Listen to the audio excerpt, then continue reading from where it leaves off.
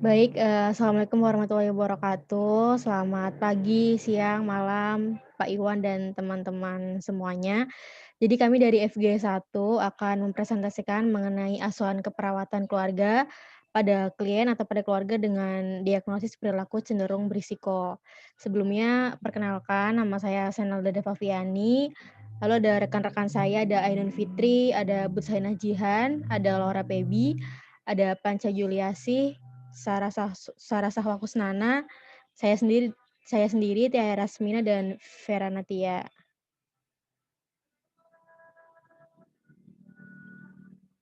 Nah, ini ada outline-nya, jadi seperti rangkaian asuhan keperawatan pada biasanya, diawali dengan pengkajian, lalu juga ada diagnosis, perencanaan, implementasi, dan evaluasi.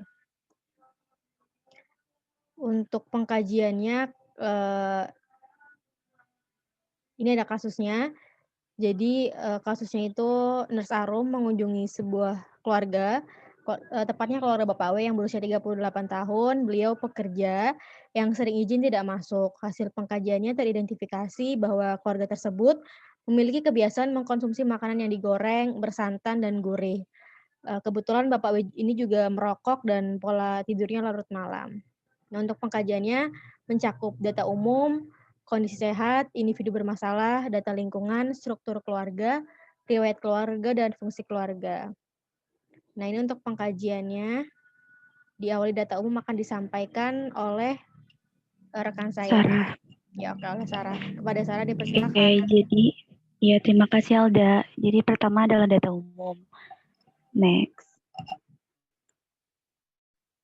Nah, di data umum ini ada tentang nama keluarga dan anggota keluarga, yaitu tadi Tuan W 38 tahun dengan Nyonya N 37 tahun, ANB 14 tahun, alamat tempat tinggalnya di sini saya dan teman-teman mensepakati di Depok, tipe keluarganya yaitu nuclear family atau keluarga inti, dengan sukunya yaitu Jawa tetapi tidak biasa meminum jamu ataupun obat-obatan herbal. Agamanya Islam dan sesekali mengikuti pengajian keagamaan per bulannya. Genogramnya nanti terlampir di bawah, terus aktivitas rekreasi, biasanya pergi ke mall dengan kulineran tadi yang gorengan, bersantan, dan pedas.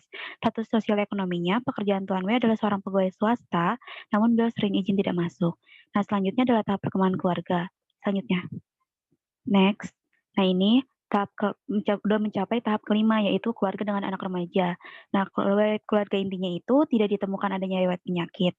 Namun, riwayat keluarga herediter atau sebelumnya adalah ditemukannya ibu dari Tuan W menderita anemia. Next. Nah, ini ada genogramnya. Di saya belum connect sih. Nah, jadi di genogram ini ada keterangannya ya kalau kotak itu laki-laki, terus kalau misalkan lingkaran itu perempuan. Nah, terus kalau misalkan ada tanda X tapi nggak nyambung itu meninggal artinya.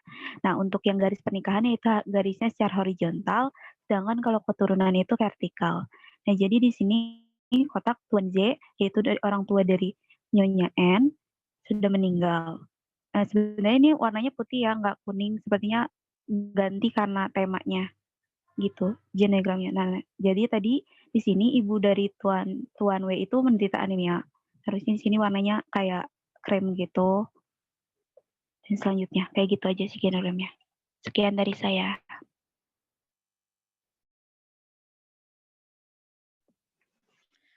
Baik, selanjutnya ada terkait pengkajian kondisi kesehatan next.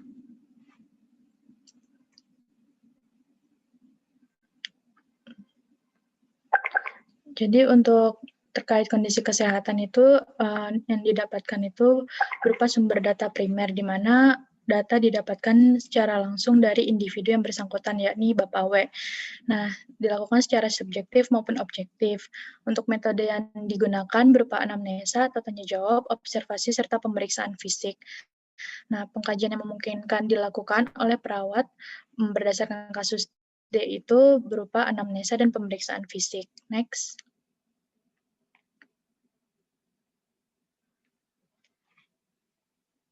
Untuk pengkajian sebelumnya, untuk pengkajian riwayat kesehatan itu bisa menanyakan terkait riwayat penyakit yang sebelumnya yang pernah dialami oleh Bapak W. Misalnya, adakah penyakit obesitas, hipertensi, diabetes, sesak nafas, atau lain sebagainya. Kemudian juga perawat bisa menanyakan keluhan apa yang sering dirasakan, sehingga membuat Bapak W itu sering tidak masuk kerja. Kemudian juga hal apa sih yang mempengaruhi pola tidur yang larut malam pada klien, dan seberapa sering klien mengkonsumsi air secara cukup. Next.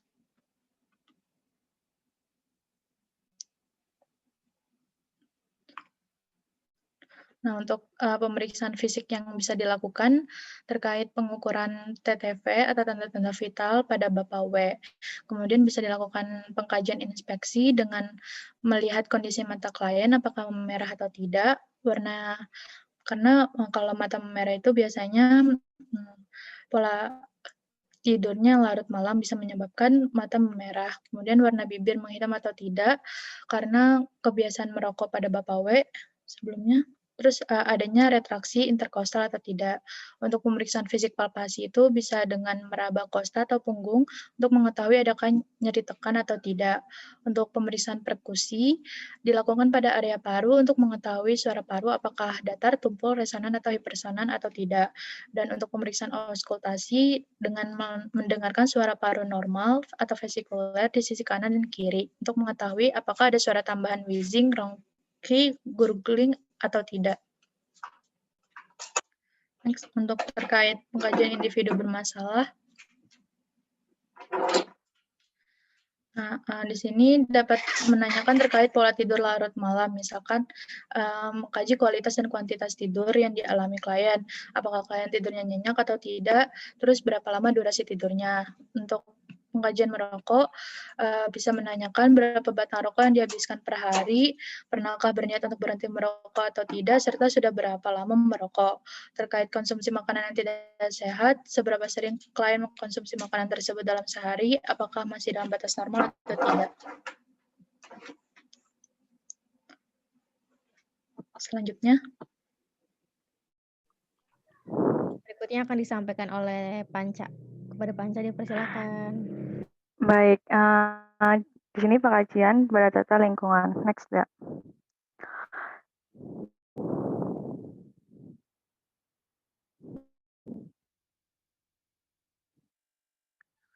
Nah, jadi di data lingkungan itu yang pertama itu kita mengkarakteristik rumah si klien itu bagaimana. Seperti pada kasus tersebut, rumah itu milik pribadi dengan luas tanah 9 meter kali 12 meter. Jenis bangunannya yang permanen atau bangunannya menggunakan genteng, lantai, dan keramik terdiri dari satu lantai dengan 3 kamar, satu kamar mandi luar, satu ruang tamu, dan satu dapur dengan penggunaan perabotnya yang baik penerangan ventilasi dan pemanas pemadai yang berasal dari panas matahari. Kemudian struktur bangunannya kokoh dan adekuat, suplai air minum yang berasal dari air galon baru dan kondisi air yang bersih di dapur karena berasal dari PDAM. Lalu biasanya dilakukannya pembersihan kamar mandi dengan minimal 1 kali seminggu. Next. Nah, ini kemudian lanjutannya seperti itu. Next saja, Dak. Biar singkat. Nah, ini denah rumahnya. Jadi si kliennya itu memiliki 3 kamar. Jadi yang pertama yang tanda panah itu adalah pintu masuknya, ada ruang nonton TV, ada ruang tamu, ruang buat sholat, dapur, WC gitu. Next. Nah, yang ketiga itu karakteristik lingkungan dan komunitasnya. Kita mengkarakteristik lingkungannya rumahnya si klien dan mengkarakteristiknya di komunitasnya dia. Yang pertama itu pada kasus tersebut jarak rumah dengan yang lain terdapat jarak sehingga tidak terlalu berimpitan dan jalan area rumah yang terpelihara dengan baik. Lalu pada lingkungan ini mayoritas penduduknya itu memiliki perekonomian yang berada pada kelas menengah ke atas dan kelas menengah. Terus sebagian bekerja sebagai pegawai, praktisi, perkantoran, dan lain sebagainya. Terdapat puskesmas yang letaknya lumayan cukup jauh dari rumah. Nah, sekitar rumah tersebut itu terdapat warung dan pasar tradisional serta supermarket. Kantor kelurahan yang berlokasi sekiranya itu 1 kilometer dari rumah Bapak W. Jarak sekolah dari SD sampai dengan SMA terdapat pada wilayah kelurahan Jatimulya dengan jarak yang dapat dijangkau dengan jalan kaki. Kemudian warga di Kelurahan Jatimulya memiliki kebiasaan terkumpul setiap sore hingga malam, sehingga akan menjalin hubungan lingkungan rumah yang baik dan ramah dengan anggota keluarga di sekitarnya. Next. Yang ketiga itu mobilitas geografi keluarga. Nih, keluarga Bapak W itu sudah tinggal di area ini sejak 15 tahun yang lalu semenjak menikah dengan istrinya. Kemudian dia juga merupakan orang yang tinggal menetap sehingga setelah menikah hanya bertempat tinggal di rumahnya. Yang kelima itu adalah asosiasi dan transaksi keluarga dengan komunitasnya. Bapak W itu mengatakan bahwa dirinya sering menggunakan pelayanan publik pada kantor kelurahan. Kemudian Bapak W juga menggunakan pelayanan saat dibutuhkan dan dia mengatakan bahwa hubungannya dengan tetangganya itu hubungannya baik. Next. Yang keenam itu sistem pendukung dan jaringan sosial keluarga. Nah, Bapak W itu mengatakan apabila, mendapat permasalahan dalam suatu di keluarga itu selalu dimusyawarahkan dengan istrinya. Dalam mendukung kesehatannya, keluarga sendiri itu memiliki fasilitas untuk menunjang kesehatan keluarga seperti kayak berupa jam kesmas. Namun fasilitas kesehatan yang ada di rumah sangat kurang, misalnya tidak tersedianya P3K, tempat tidur yang kurang nyaman. Nah, dukungan psikologi dan spiritual keluarga itu terpenuhi dengan baik. Kemudian struktur keluarga. Struktur keluarga yang berdasarkan kurikulum yang minggu yang lalu, jadi yang pertama itu di dalam struktur keluarga dan ini sebenarnya udah dipelajari pada, diskusi pada yang 2 pekan yang lalu pada FK lain. Jadi yang pertama itu adalah pola-pola komunikasi, di mana Bapak W itu mengatakan bahwa tidak terdapat komunikasi yang disfungsional. Lalu pesan emosional yang disampaikan itu antara ibu dan anaknya pun baik yang bersifat dengan positif. Kemudian ibu dan ayah berkomunikasi secara lancar seperti biasanya, begitu juga dengan kedua anaknya. Tidak terdapat perantara dan tidak melihatnya adanya komunikasi yang tidak sesuai. Kemudian tidak ditemukannya proses komunikasi yang disfungsional yang tampak pada keluarga Bapak W. Kemudian yang kedua dalam struktur komunikasi itu adalah next ya, struktur kekuasaan, di mana suami atau ini adalah ayah diharapkan untuk membayar tagihan di keluarganya. Kemudian melakukan pekerjaannya dan pemeliharaan rumah, sedangkan ibu itu berinisiatif dan meyakinkan suaminya tentang kebenaran pendapatnya dalam isu keputusan utama. Selain itu pun dirinya itu menerima tanggung jawab dan pembuatan keputusan dalam dalam pengasuhan anak, manajemen rumah tangga, dan aktivitas sosialnya.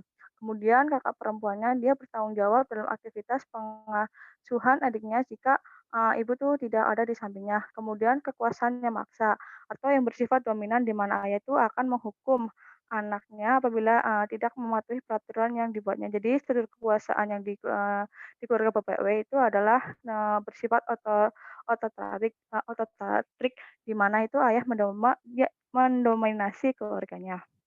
Next, dalam struktur keluarga itu yang ketiga itu peran. Nah, peran seorang suami ayah adalah sepertinya provider, perannya mencari nafkah. Kemudian seorang istri ya mengasuhi anak, terus anak-anak ya, mematuhi aturan yang telah dibuat oleh orang tuanya. Jadi anak-anak itu kayak merasakan ketegangan perannya dalam keluarga. Sehingga struktur peran di dalam ini adalah konflik dan ketegangan peran terjadi, anak merasakan ayahnya terlalu mendominasi. Terus lalu yang keempat, nah, nilai-nilai keluarga. Nah, nilai keluarga dalam ini tuh terdapat kesamaan nilai antara nilai keluarga dan masyarakat seperti produktivitas, demokrasi, persamaan, dan kebersamaan. Nah, nilai-nilai ini tuh udah dianut secara sadar dan diterapkan di dalam keluarga. Next, kemudian akan dijelaskan oleh teman saya mengenai riwayat keluarga dan fungsi keluarga. Silahkan. Selanjutnya adalah mengenai riwayat keluarga. Next. Ya, jadi ini tadi sudah di pengkajian sebelumnya ya yang dijelaskan oleh Sarah tentang riwayat terbentuknya keluarga tersebut. Boleh next? Langsung aja karena udah dibahas.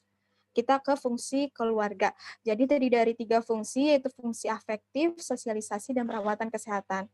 Untuk afektif ini untuk menilai seberapa dekat antar anggota keluarga di dalam keluarga. Jadi dalam keluarga Bapak W ini terjadi kepedulian keakraban, juga dalam keluarga Bapak W dikaji bahwa tidak adanya perpisahan, terus terlihat saling menghargai, terlihat adanya saling menghargai, terlihat dari tapi memiliki keterbatasan bahwa pengetahuan di dalam keluarga Bapak W ini kurang baik. Terus untuk fungsi sosialisasi, jadi Bapak W di sini bertugas mencari nafkah dan terlihat sang istri itu lebih menjadi ibu rumah tangga. Lalu untuk pola asuh dibebankan kepada sang istri, terus anak dalam keluarga Bapak W juga merasa dihargai keberadaannya, di mana anak Bapak W ini berada dalam tahap remaja. Lalu anak Bapak W juga sedang bermain sesuai dengan usianya gitu. Lanjut ke fungsi yang ketiga, ada fungsi perawatan kesehatan. Di fungsi ini tuh terlihat bahwa keluarga Bapak W ini kurang tertarik dengan namanya kata sehat. Jadi keluarga Bapak W ini tuh kurang pengetahuannya tentang kesehatan. Lalu keluarga Bapak W juga sering makan 3 kali sehari, tapi diiringi cemilan seperti keripik kentang, dan pola istirahat dan tidur keluarga Bapak W ini juga kurang, yaitu kurang dari 7 jam dan sering tidur larut malam. Dan teridentifikasi dalam keluarga Bapak W bahwa Bapak W ini memiliki kebiasaan merokok yang tentu akan berpengaruh terhadap anggota keluarga yang lain. Seperti itu. Next.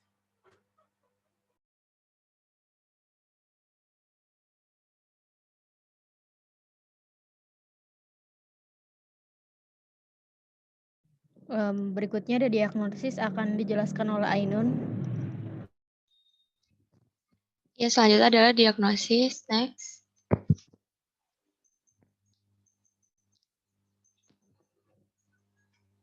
Nah, di dalam diagnosis keperawatan yang diambil itu adalah yang pertama perilaku kesehatan cenderung beresiko, yang kedua ketidakefektifan dalam manajemen kesehatan, dan yang ketiga itu adalah defisit pengetahuan.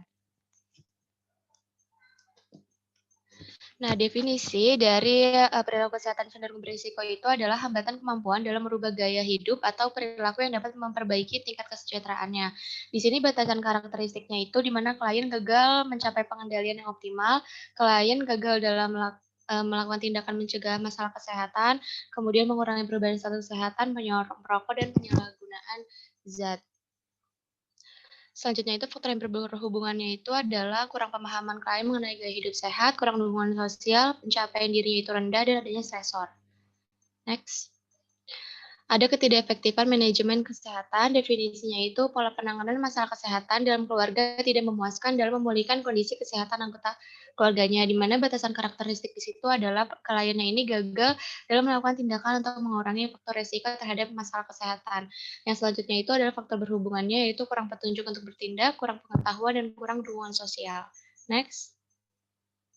Nah, di sini tuh ada mayor dan minornya menurut PPNI, yang subjektifnya itu mengungkapkan tidak memahaminya masalah kesehatan yang diderita oleh klien, terus juga klien mengungkapkan kesulitan menjalankan perawatan yang ditetapkan oleh perawat. Nah, minornya tuh subjektifnya itu nggak ada. Kemudian mayor yang objektifnya itu aktivitas keluarga mengatasi masalah kesehatan itu nggak tepat, terus yang minornya itu, yang objektifnya itu gagal melakukan tindakan untuk mengurangi faktor resiko tersebut. Next. Nah, di sini ada defisit pengetahuan, di mana defisit pengetahuan itu adalah kurangnya pengetahuan si klien tentang topik tertentu. Batasan karakteristiknya itu kurang pengetahuan, perilaku tidak tepat. Faktor ini itu berhubungan dengan kurangnya informasi dan kurangnya sumber pengetahuan. Next. Nah, di sini tuh ada sifat-sifatnya berdasarkan PPNI. Yang mayor itu subjektifnya menanyakan masalah yang dihadapi, terus objektifnya klien itu menunjukkan perilaku yang tidak sesuai dengan anjuran, terus klien juga menunjukkan persepsi yang keliru terhadap masalah. Minornya di sini subjektifnya nggak ada, objektifnya itu adalah menjalani pemeriksaan yang tidak tepat, terus klien juga menunjukkan perilaku yang berlebihan seperti apatis dan agitasi. Selanjutnya itu perencanaan dibahas oleh teman saya. Ya, selanjutnya untuk perencanaannya, next. Ya, jadi yang pertama itu kepercayaan mengenai kesehatan kontrol yang diterima, di mana keluarga Bapak W diharap bisa memiliki keyakinan bahwasanya seorang pribadi atau individu itu mempengaruhi hasil kesehatan. Untuk kriteria hasil yang diharapkan ini bisa diantaranya menerima tanggung jawab terkait dengan keputusan kesehatan, meminta untuk terlibat dalam keputusan kesehatan, keyakinan untuk bahwa keputusan keluarga ini mengontrol hasil kesehatan, begitupun juga dengan tindakan keluarga ini bisa mengontrol hasil kesehatan. Next. Untuk yang kedua itu perilaku kesehatan dari perilaku kesehatan cenderung beresiko ini keseimbangan gaya hidup. Nah, untuk kriteria diharapkan ini, keluarga diharapkan mengenali kebutuhan keluarga untuk menyeimbangkan aktivitas-aktivitas hidup, mengevaluasi area yang dipersepsikan sebagai ketidakseimbangan dalam gaya hidup, menggunakan strategi untuk menyeimbangkan aktivitas kerja dan perannya dalam keluarga, serta memodifikasi tanggung jawab peran dan keluarga jika diperlukan. Next. Nah, yang terakhir itu perilaku patuh.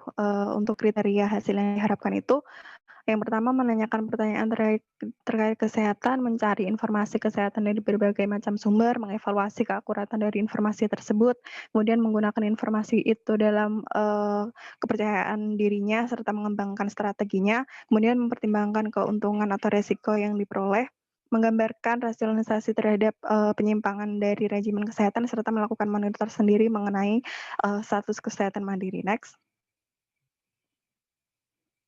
Selanjutnya implementasi akan dijelaskan oleh teman saya.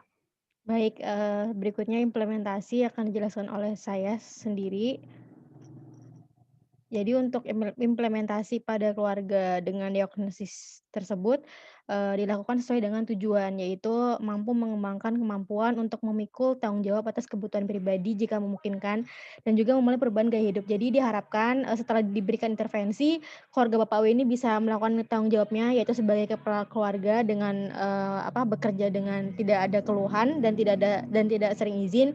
Kemudian Bapak W dan keluarganya bisa memulai perubahan gaya hidup. Untuk berikutnya, menilai tingkat untuk implementasinya ini berfokus pada menilai tingkat gangguan fungsi, terus juga mengidentifikasi faktor penyebab yang ada, membantu klien mengatasi masalah tersebut, dan mempromosikan kesehatan. Nah, fokus pertama itu menilai tingkat gangguan fungsi yang ada. Yang pertama bisa melakukan penilaian fisik dan psikososial, menanyakan keluhannya, mendengarkan persepsi klien, menanyakan apakah ada kemauan untuk berubah, terus juga identifikasi pula adanya sistem pendukung seperti tetangga atau kegiatan kemasyarakatan lain yang bisa mendukung perubahan pola hidup sehat pada keluarga Bapak W. Nah, fokus yang kedua itu mengidentifikasi faktor penyebab. Jadi bisa dilakukan dengan mengidentifikasi pengaruh budaya yang dianut klien, terus juga faktor-faktor lain seperti lingkungan rumah, keluarga, Bapak W juga, kegiatan sosialnya apa aja, terus kayak faktor-faktor lain yang masih bisa mempengaruhi kondisi kesehatan Bapak W. Untuk fokus yang ketiga, itu langsung membantu mengatasi gangguan yang terjadi, bisa dilakukan dengan memberikan pemahaman mengenai faktor proses penyakit atau penyebabnya, terus kemungkinan sembuh atau prognosisnya. Lalu juga bisa menggunakan keterampilan komunikasi terapeutik, karena kita basicnya adalah perawat, jadi komunikasi yang diberikan adalah bersifat terapeutik. Lalu juga mengakui upaya klien dalam penyesuaian diri, terus kayak memberikan apresiasi, menghindari perasaan bersalah pada klien, dan menyarankan olahraga sebagai rutinitas sehari-hari. Lalu berikutnya, fokus berikutnya itu ada promosi kesehatan. Ini bisa dilakukan dengan mengidentifikasi kekuatan atau kelebihan yang dirasakan klien atau yang telah dimiliki oleh Bapak W ini, terus juga tetap fokus pada keadaan keluarga Bapak saat ini, terus juga membantu keluarga Bapak W ini dalam menyusun rencana guna kebutuhan jangka panjang seperti mengurangi kalori atau mengurangi konsumsi gula dan garam. Berikutnya evaluasi akan disampaikan oleh teman saya, Tiara. Selanjutnya evaluasi.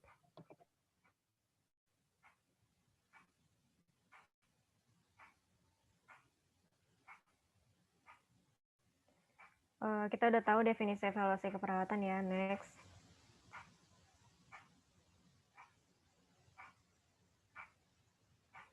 Lalu teknik evaluasi yang dipakai pada kasus D itu pakai rating scale. Ini kemampuan yang sudah dicapai oleh Bapak tersebut, ada penerimaan status kesehatan, adaptasi dengan ketenagadaan fisik, melakukan perubahan gaya hidup dan perilaku, mengidentifikasi prioritas untuk hasil kesehatan diri sendiri, memenuhi terapi yang diprogramkan, melepaskan kebiasaan buruk tentang persepsi kesehatan personal, mencari informasi tentang kesehatan, dan menunjukkan penghargaan diri positif itu selalu dilakukan Bapaknya. Evaluasi formatif itu evaluasi yang dilakukan setelah tindakan keperawatan telah dijalani. S-nya itu ada klien mengatakan sudah memahami status kesehatannya saat ini kurang baik akibat pola hidup yang tidak sehat. O-nya perawat mengkaji kebutuhan apa saja yang dibutuhkan klien sudah dapat menentukan kebutuhan mana yang menjadi prioritas. Terus asesmennya masalah sebagian teratasi. P-nya intervensi dilanjutkan dengan memotivasi klien untuk menjalankan terapi yang diprogramkan. Next. Selanjutnya ada evaluasi sumatif. Ini evaluasi yang dilakukan saat terminasi. NAS-nya ini klien mengatakan sudah bisa beradaptasi dengan pola hidup sehat, terus meninggalkan pola hidup yang tidak sehat. Lalu O-nya saat perawat datang untuk berkunjung, kembali klien menanyakan mengenai informasi kesehatannya saat ini dan tampak kliennya bugar. Terus perawat melihat di meja makan udah nggak ada makanan bersantan lagi. Asesmennya tujuan telah tercapai, P-nya intervensi dihentikan.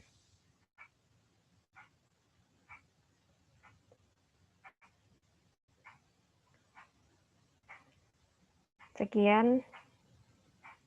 Baik, sekian presentasi dari FG1, kurang lebihnya mohon maaf, saya tutup. Wassalamualaikum warahmatullahi wabarakatuh.